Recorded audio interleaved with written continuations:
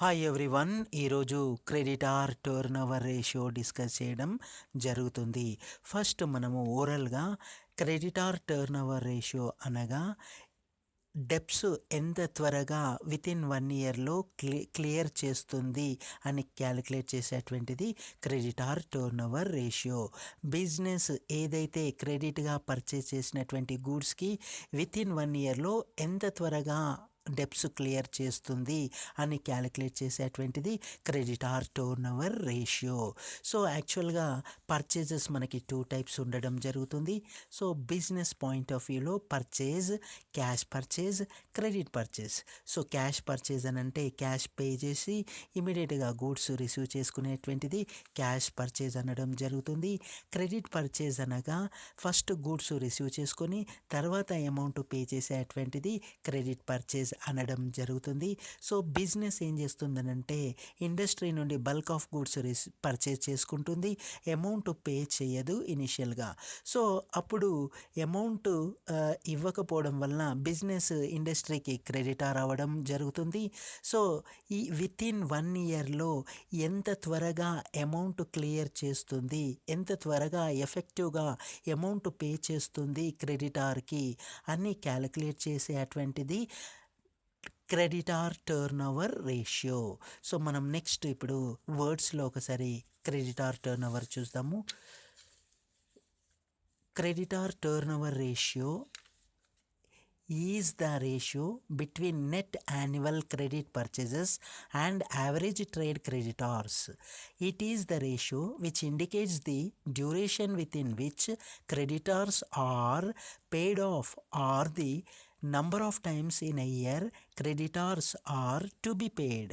So నేను ఇందాక చెప్పినట్లుగా క్రెడిటార్ టర్నోవర్ వితిన్ 1 ఇయర్లో ఎంత ఎఫెక్టివ్గా పర్చేస్ చేసినటువంటి గూడ్స్కి డెప్స్ క్లియర్ చేయడం జరుగుతుందో క్యాలిక్యులేట్ చేసేటువంటిది క్రెడిటార్ టర్నోవర్ రేషియో. ఫార్ములా ఒకసారి చూద్దాము. Creditor turnover ratio is equal to net annual credit purchases by average trade creditors.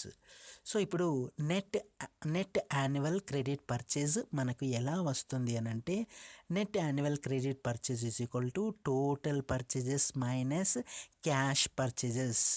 So అలా డిడక్ట్ చేస్తే మనకి నెట్ క్రెడిట్ పర్చేజ్ రావడం జరుగుతుంది.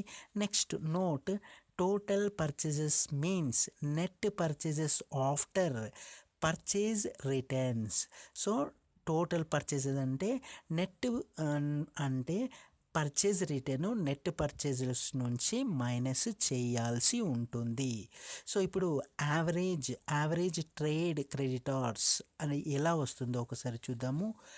Average trade creditors is equal to opening creditors plus closing creditors by 2. So opening plus closing creditors by 2 చేస్తే మనకు రావడం జరుగుతుంది average trade creditors.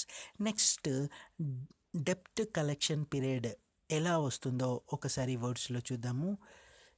It is the ratio which clearly indicates the average time taken to collect or recover cash from debtors. It other words, it is the ratio which highlights the average period of debts allotted for debtors.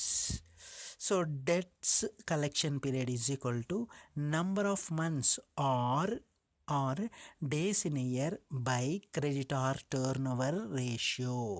So ఈ విధంగా మనము formula apply చేసి ఎగ్జాక్ట్గా ఎన్ని డేస్లో వాళ్ళు amount clear చేస్తారు లేక ఎన్ని మంత్స్లో ఆ డెప్ట్స్ క్లియర్ చేస్తారు అని ఎగ్జాక్ట్గా చూడడానికి డెప్ట్ కలెక్షన్ పీరియడ్ మనము ఫైండ్ అవుట్ చేస్తాము.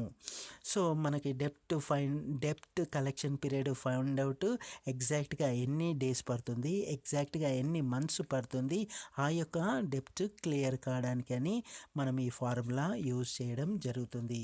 అదేవిధంగా క్రెడిటార్ టర్నోవర్ రేషియో వచ్చేసి వచ్చేసి net annual credit purchases by average trade credits use చేస్తే క్రెడిటార్ టర్న్ ఓవర్ మనకు రావడము జరుగుతుంది.